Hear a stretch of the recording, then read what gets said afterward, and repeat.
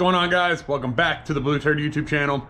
On the last episode, we got the motor and transmission pulled out. Well, it is back in, and it is not back in because we are ready to build a motor, or the motor's built, or anything else is built. We have to get this thing back together because now that we have verified that the Honda K-Series transmission is going to work on this billet SHO Taurus motor, now we have to measure for axles. And I didn't film putting it back in, but it was a pain in the butt. I really thought it was going to be pretty easy to get this thing put back together, considering that we just dropped everything right out of the bottom, and there was only 4 bolts basically that you have to do to drop everything out. But it was a pain in the ass to get everything put back in there and those 4 bolts aligned for the whole entire tubular subframe. We basically got a bolt there, and then 2 bolts in the back, and it was horrible. It was absolutely horrible.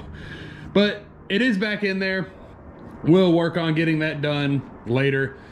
But basically, now that we have the transmission all figured out, what we have to do is measure for CV axles. And Drive Shaft Shop is going to be making our axles, and we have to get a measurement, and well, we got a big problem, guys.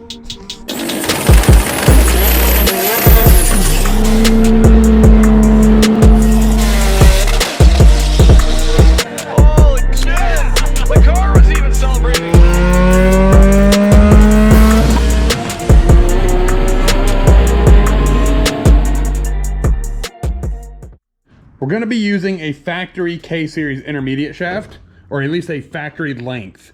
And for a couple reasons is if we break an intermediate shaft, we want to be able to have something that's readily available where we just bolt on a factory unit. And when we went to go put this thing in back there, basically our nice turbo manifold that ASP Headers made us ran right into the thing.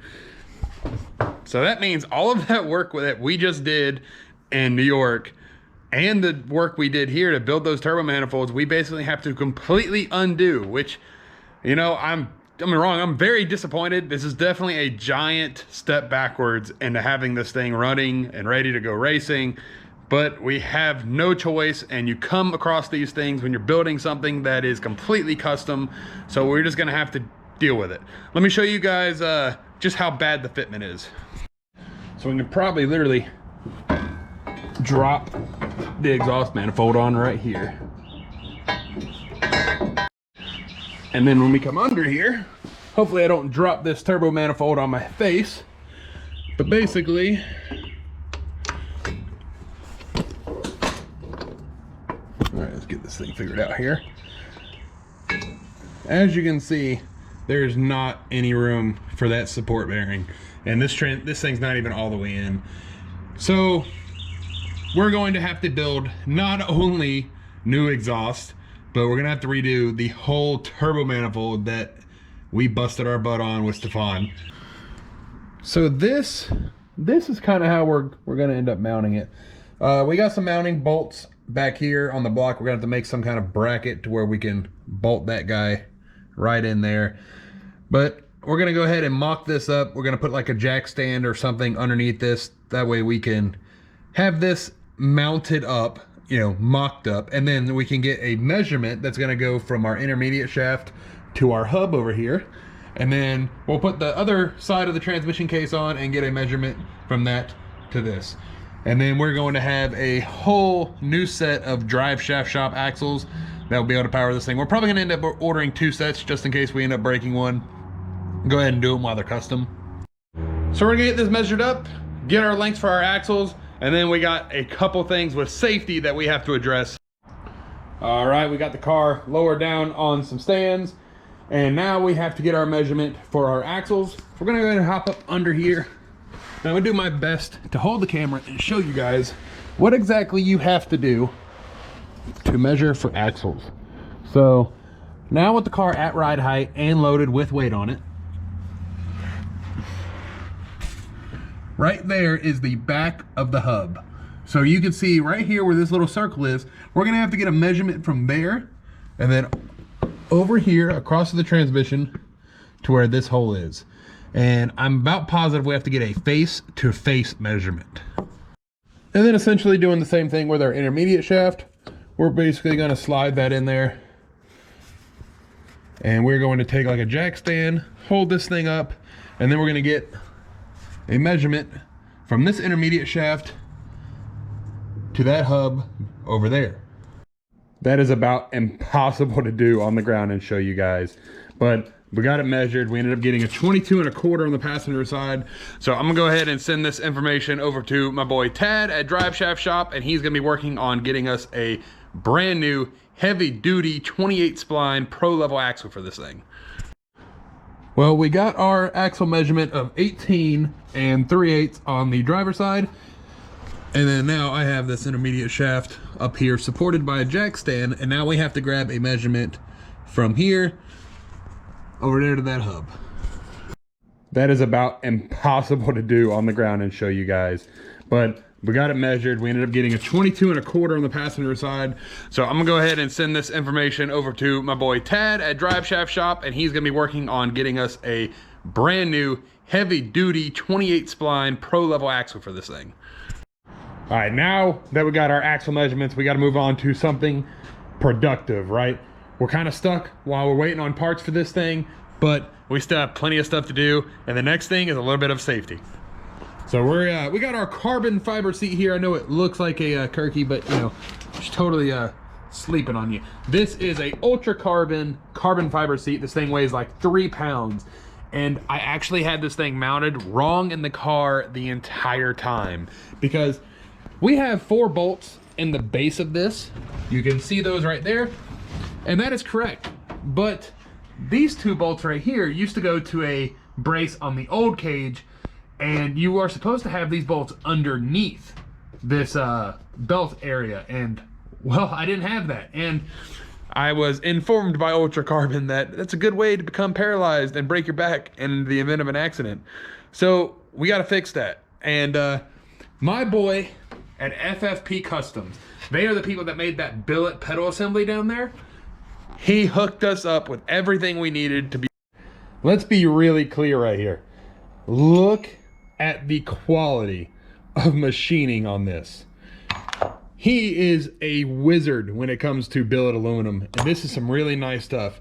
What this is exactly is this piece is going to bolt to the back of our roll cage, about right there. You know, we got a little clamp right there, and then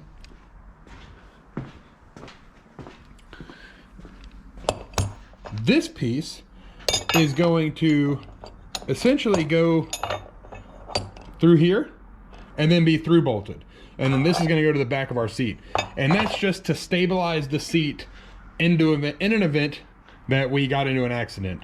And you have to have these to pass tech for drag racing anyway. So this is not only a very beautiful piece, but a very much needed piece. And then he also sent me these. This I thought was so cool, and I mean, anybody with a roll cage probably needs these. Check this out. So these pieces right here are roll bar mounted LED lights. So let me show you how this works. Let me get this disassembled real quick. We're gonna take this little piece off right here. Actually, we probably don't have to take it completely off. Probably just swing it out of the way. This right here is a little light, and he made these fixtures, right? That basically you stick this in here, and then you clamp this around your roll bar. Watch this. Flip this little lever over. Bow. You have lights in any low light area of your race car that you can turn on or off and not have to wire this at all. This is gonna be sweet. In fact, we're probably gonna use these when we install our seat bracket. All right, guys, it is time to install our FFP Customs seat mount kit to our carbon fiber seat. And I got this clamped on here. I only did it hand tight. I did not snug it because we want to be able to move this when we put this on. And then simply you're going to take your little, I don't know what you want to call it, a T-bar, bracket, seat, whatever. And you're going to take your hardware, and we have a slotted spot right here, and then we have a single hole. And the slot back here is so you can angle this to your seat, because not all seats are going to be sitting flat. So the fact that this is made with this adjustment is pretty stinking nice. So we'll just slide it on like so. we're going to probably apply just a smidge of tension. That way we can get our holes drilled correctly. But take your hardware, don't forget your washer, and you're gonna stick it through. A little bit of tension. There we go. Your other washer and your nut. And we're not going to tighten anything down. We're just gonna finger tight everything until we get it sitting exactly where we want. Now, if you can't get tension on your seat, it's not a big deal, because by rocking this backwards or forward, you're also going to put more tension on the seat. So this thing has a crap ton of adjustment. So there we go. We got both of our bolts in, our washer, our nut, all zinc coated hardware. This thing is just super nice. So as I was telling you guys, look at this. If you rock it backwards or forward, you're gonna basically move it closer to the seat. So we can get it at whatever angle we need to make sure that that bar sits completely flush against our seat. That right there looks about perfect. So I'm gonna put the camera down. I'm gonna go ahead and tighten this up, because that's the position that we're gonna want this in. And then all we'll have to do is drill our little holes in the seat. And then we'll also put a steel bracket on that side. Something that, like a, not a bracket, but a plate. So that way we can kind of plate this carbon fiber, because you do not want just the washers or just the bolts contacting this carbon. You want to make sure that you have some support to the seat, and you're not just putting all of this tension on this little bolt hole in the back of the carbon. Now, one important thing when you do get this all situated is up here at the top, there is a hole, and that is to keep this from rotating. Do not leave that out. In the event of a really hard crash, this thing can still rotate. Now, it's not likely, but it is possible. So it is a good idea to mark this once you get everything situated, and you're going to drill a hole through your tube, and you're going to through bolt it to keep this thing from rocking backwards or forward. And that's very important. All right, we got our pilot holes in the seat. We're gonna go ahead and take this bracket back off.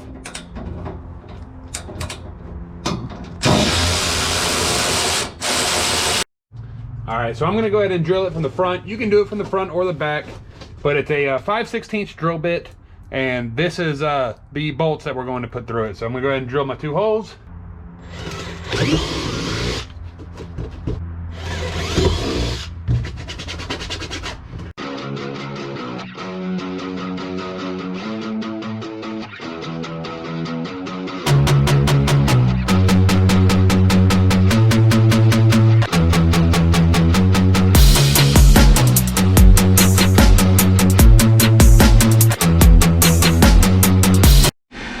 So we went ahead and cut out a little bit of a piece of aluminum, and then we're just going to basically sandwich that in between the seat to give it a little bit of support instead of the carbon fiber just being supporting the bolts. And guys, we are officially done with our rear seat bracket from FFP Customs. Like I said, this thing is freaking beautiful. The last piece that I did not film, just because the GoPro is dead, was the center bolt right here. Basically, you have to drill a hole through the tube to make sure this thing doesn't rotate on you at all, and then you just bolt it all the way through the tube. And this seat is not going anywhere, boys. So we got a lot of other work that we got to do on this. I'm actually getting ready to sit down with a whiteboard and just come up with the giant list of stuff that needs to get done. So, and the other thing that we have to get mounted from FFP is that when we bought our pedal assembly, this man and billet, look at this. We have billet roll bar mounted canisters for our remote reservoirs. So one cool thing about this pedal assembly,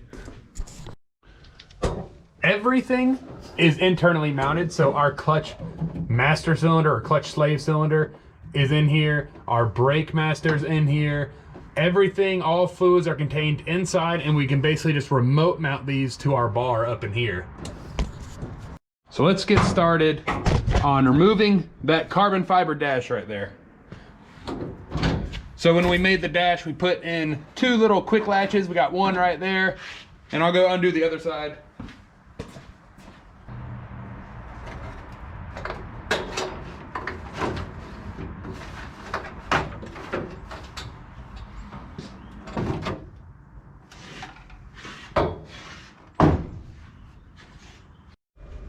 And we got the reservoirs all finish mounted now. We ended up getting the master cylinder for the brake fit perfectly right behind the bar. And then we ended up using that nice billet mount to put the clutch all the way back there in the corner. So we don't have to worry about any of the fluid getting underneath the tires or leaking or, you know, making our beautiful engine bay look bad.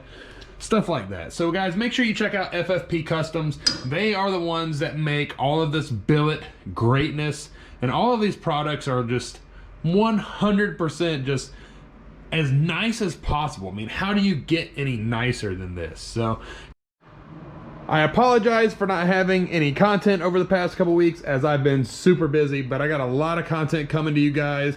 So make sure you hit the subscribe button, hit the notification icon, and I hope you guys learned something today on mounting your seats the proper and safe way, and be sure to check out FFP Customs.